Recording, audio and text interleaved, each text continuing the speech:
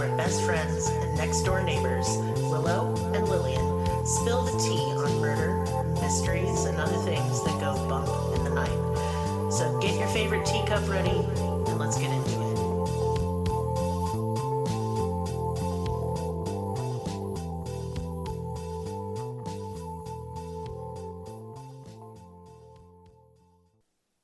Welcome to Cruelty Podcast. This is Lillian, and with me is Maris. Hello. Hello. Hello. How are you? I'm fine. Are you? Yeah. Cool. Yeah. So today we are back with more alien nonsense. Oh, thank God. I was worried you were going to try to make this like a murder podcast. Well, it is, and you will be doing that Oh. this week. So, prepare thyself. I love alien nonsense. Because who cares if it's real or not? The United States is imploding and eggs cost more money than I can afford and everything is so stupid I literally can't. So, with that in mind, let's not. Okay. With any of that. Let's talk about aliens. Yeah. And the today, real news. Oh, yes. Today I bring you the most credible, in my opinion, alien abduction story. Is it Whitley Strieber? I've heard of it, No, I don't find him particularly credible. Okay. I think he's a fucking crackpot weirdo. Okay. But that movie, Communion, is hilarious. I don't think I've seen it. Has Christopher Walken in it. Oh, yeah. Yeah, I'm not going to do the impression. I almost did. I'm going to make a fool of myself today. On October 11th, 1973, Charles Hickson and Calvin Parker had a really bad time. Oh. A super nightmare time. Cool. Unlike our last alien encounter with the mince pies and aliens who fucked with the Christmas tree, these dicks just about ruined these guys' lives. Wow. Yeah. Charles and Calvin were co-workers at a shipbuilding company. They were more than just co-workers, though. They were kissing?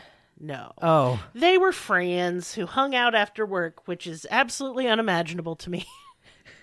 You're right. I've seen you for 8 hours already. I'm forced to be with these people all day, and now, horrors, I have to hang out with them in my precious free time. In my mind, they're boyfriends.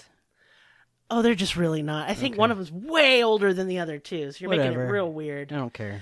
Anyway, they like to go fishing together. And that's precisely what they did one night after a shift. Romantic. Indeed. They went down to a pier on the Pascagoula River in Pascagoula, Mississippi, to wet their lines.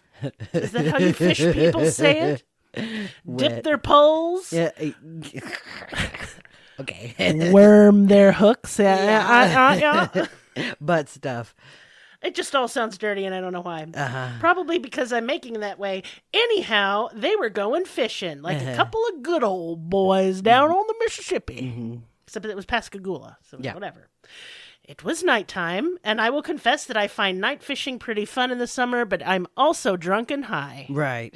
And I don't know what's going on. Yeah, the fish are getting away. And I'm getting mosquito bit, but that's all right. Yep. Yeah. So, as they were jibber-jabbering and waiting to trick fish, because that's what fishing is, they saw a blue light over the water, and it got bigger and bigger because it was getting closer. And closer. The light wasn't just an orb, no. It was from a disc-shaped craft that was 40 feet long and 10 feet tall, and it made a weird metallic buzzing as it hovered over the river. That's really big. That's huge as shit. Yeah. I don't like it. No. 3 creatures emerged from the craft. They were around 5 feet tall with pale, wrinkled skin, and like the mince pie dicks, they also floated above the ground. God, fuck off, floaty fucks. Did they have, like, pointy hands? Kinda. Oh. They had no neck. Oh, they're like Big Ed. Thank you. I wrote this for you just so you'd say it. They're like Big Ed from 90 Day Fiancé. My favorite no-neck man. Yes, their head was directly connected to their shoulders, and they had nasty, gnarled faces. Instead of having a regular nose and ears, they had pointy, fleshy protrusions. That's Jesus. Already on track to get a 0 on the CFS, Cryptid Fuckability Scale. We forget. Did we put the other ones on there? No, because they were too weird. Oh, yeah, okay. Weird little children things flying around. This one's not any good, huh? No, they had large, round, dead eyes. Oh. And no hands, just kind of crab claws, but made of flesh. Like pincers, Weird. Yeah. That would make finger blasting weird. I guess one in the pink and one in the stink? You did put them on the scale then. Oh, don't worry, I do at the end. Oh. But, like, they're claws, so I'm still not sure. Okay, yeah, like anyway. Lobster Boy, you know? They are like Lobster Boy, Yeah. which is a real dude. A mutation and a deformity. Much like their craft, these fuggos made a weird buzzing sound. They approached the man, and Charles and Calvin found that they were paralyzed. Fuck off with my mouth. Mm-hmm. Much like the mince pie shit, and in most close encounter cases in general. The victims are paralyzed and can't move. Sometimes they're not afraid, but Calvin was. Charles was just weirded out. They were lifted by the claw hands.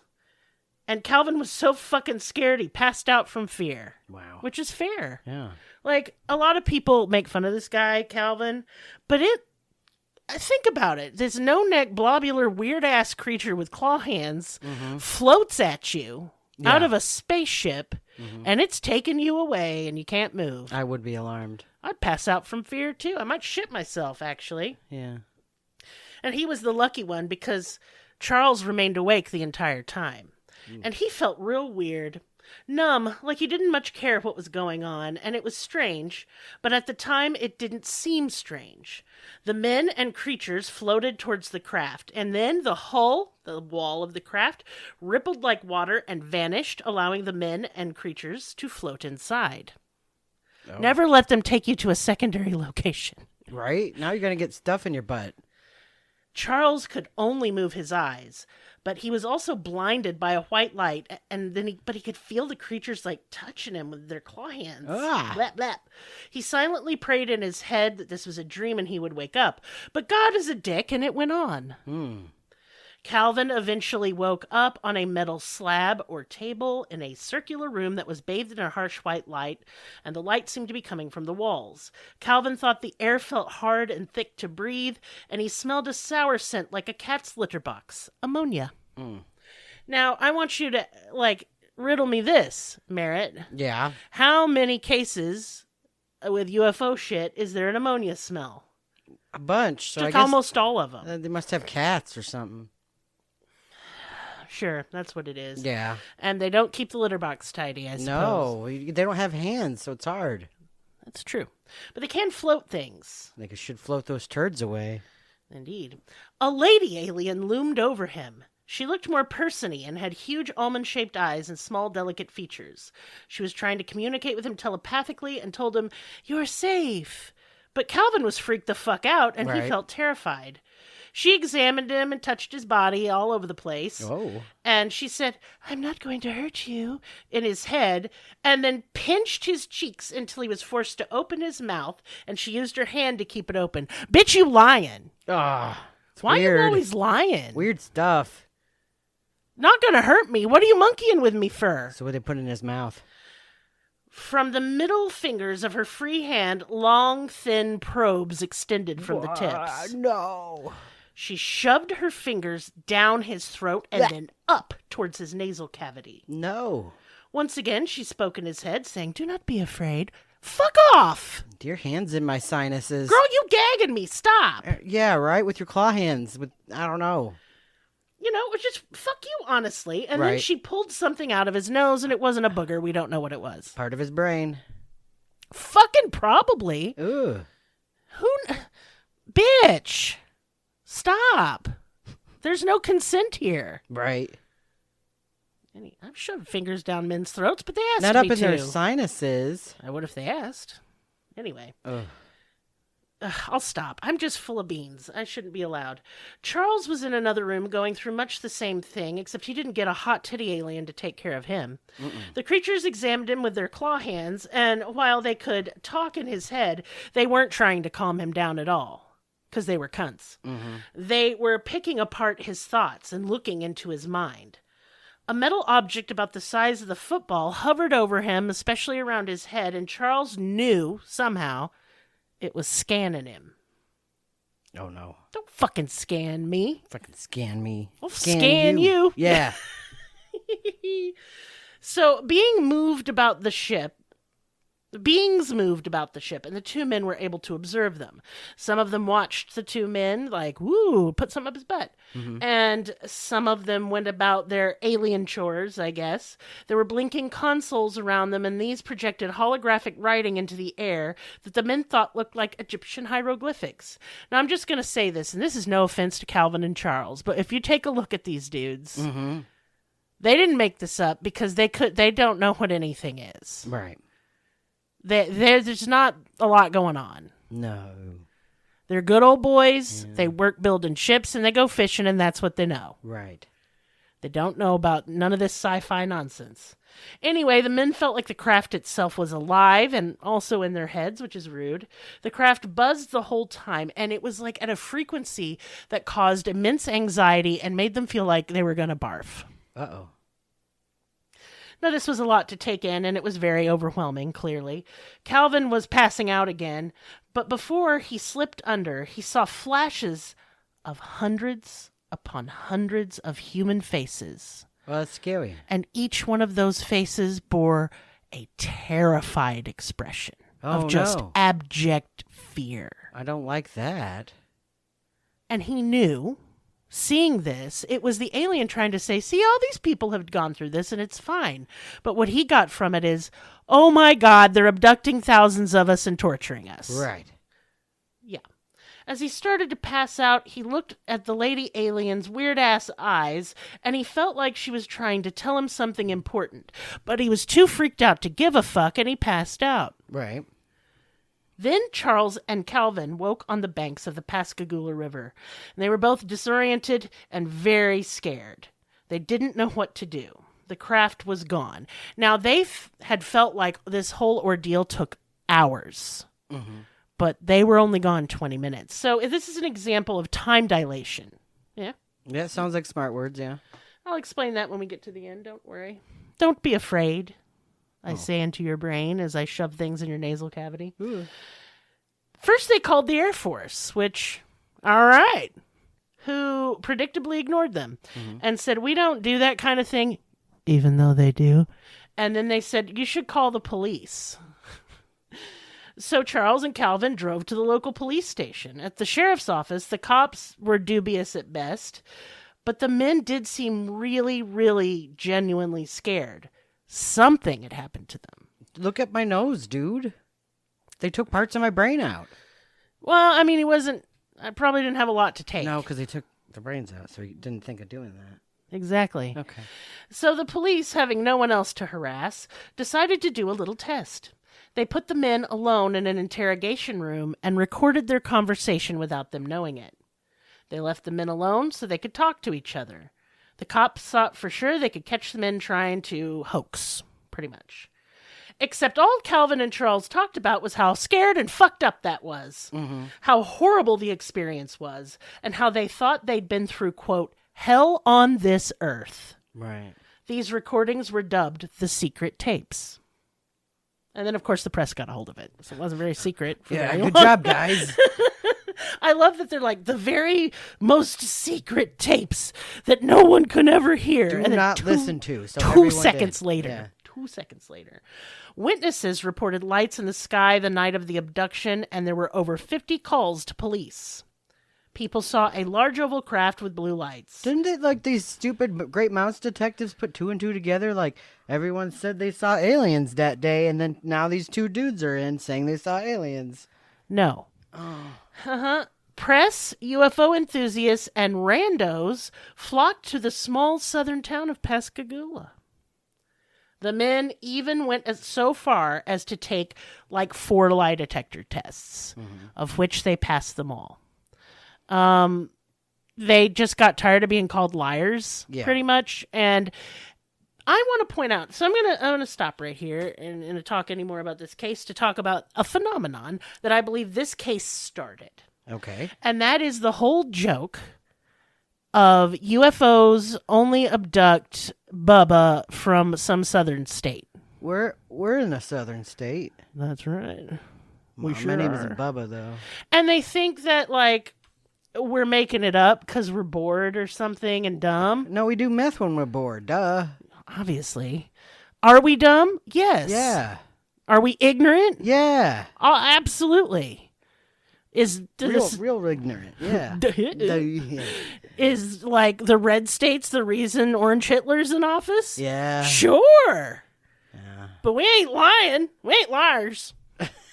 Except when we lying. Except when we do. Yeah. But, I just think it also comes...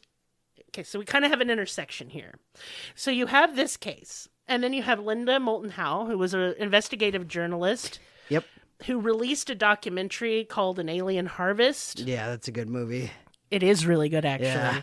She's like Linda Moulton Howe on the scene, and she's standing in front of a disgusting carcass of a cow. And she talks real boring. And she talks so much and so boring, but that came out around the same time. So you're doing cows, you're doing southern ding-dongs. Yep. And so everybody thinks now that in America, the UFO phenomenon is predominantly perpetrated upon Bubba. It's true. It's true. However, also, like 10 years later, Whitley Strieber comes out with his book Communion, which is about his UFO abduction experience where he got anally probed, which he talks about at length. It's in the movie, too. You get to see Christopher Walken, like...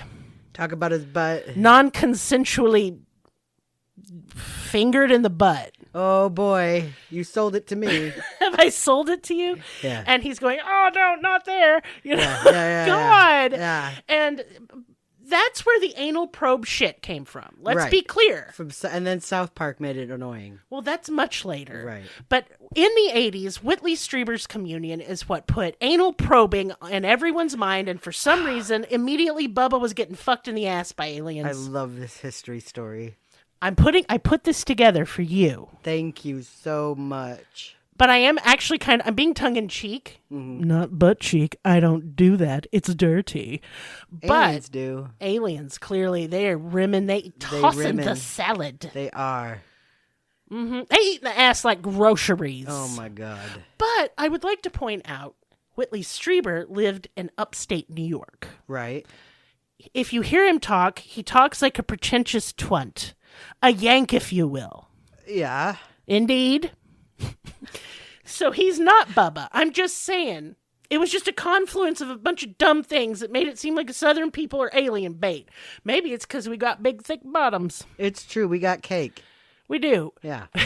We got big dumpies. Big Bubba dumps. Bubba dumps! Yep. Oh, no. Oh, no. That should be a shirt. Bubba dumps. Yep. Good God almighty. And we also have the Southern tradition of the dump cake. Oh, yeah. Which isn't an extra big butt. No, but it can get you one. It sure can. That's where you literally just dump a bunch of disgusting ingredients into a pan, slap it in the oven, and go, I made you a dump cake. I eat it. For the brunch. Mm-hmm. It's the Sunday brunch after service. Look, I'm just trying to say...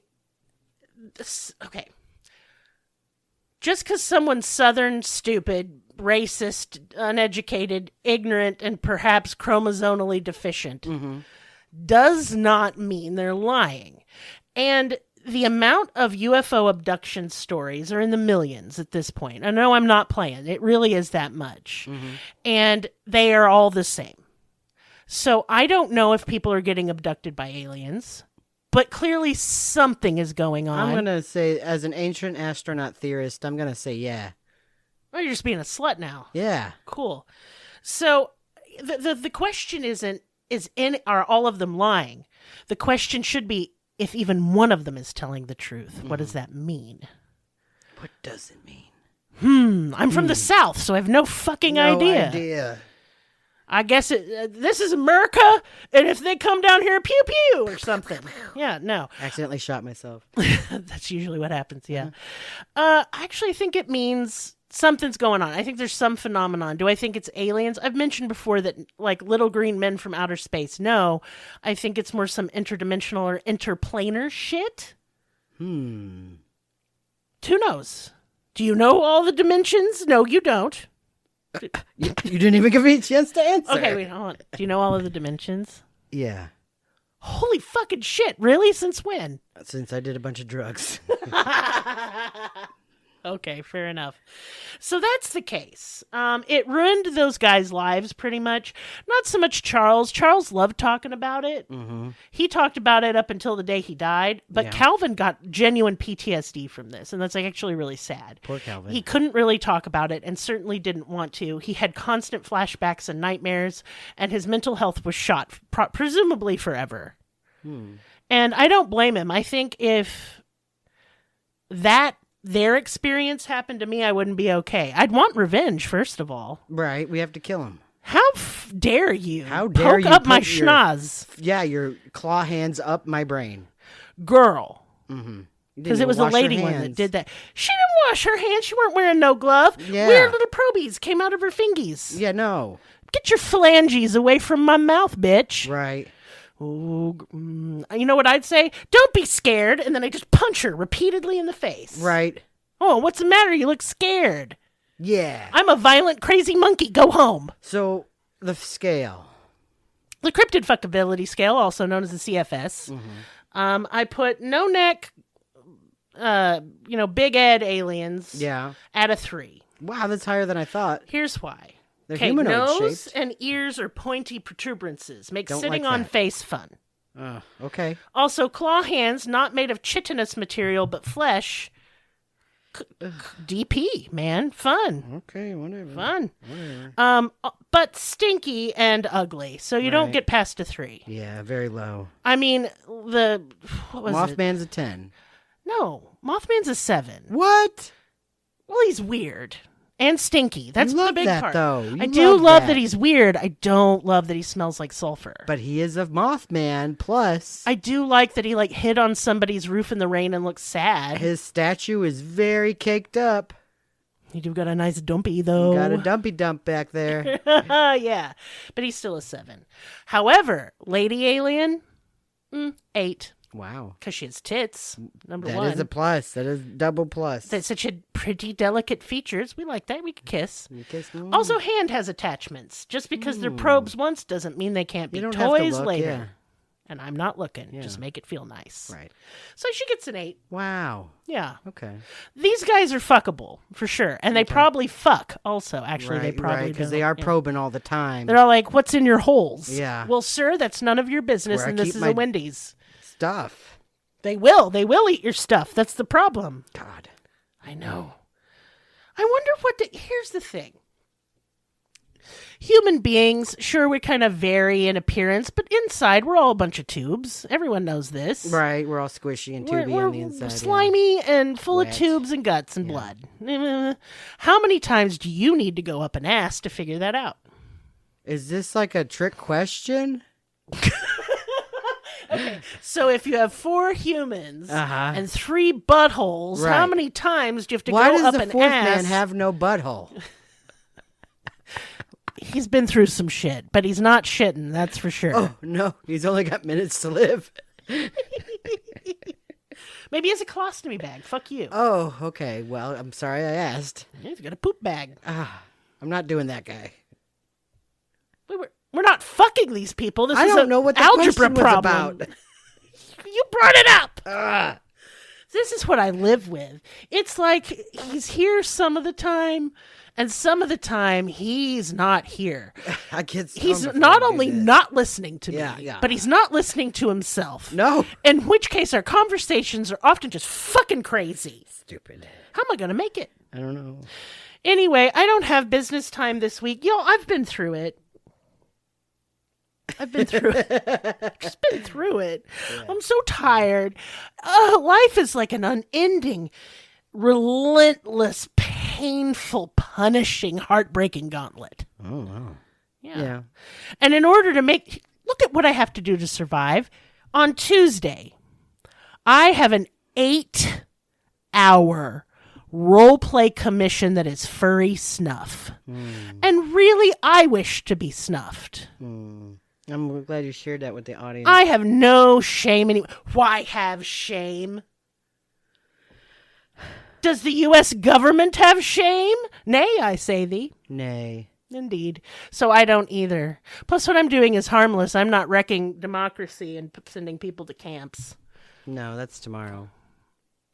That's what I'm doing tomorrow? Yeah. Okay, cool. Anyway, Maris, I know you don't have anything. I have no business. It's none of your business. And no even. time. Oh, you have no time? Yeah, no business or time. Are you dying? Yeah. Oh, shit. Well, I'll have you go ahead and say, I love you and goodbye. I love you. Bye.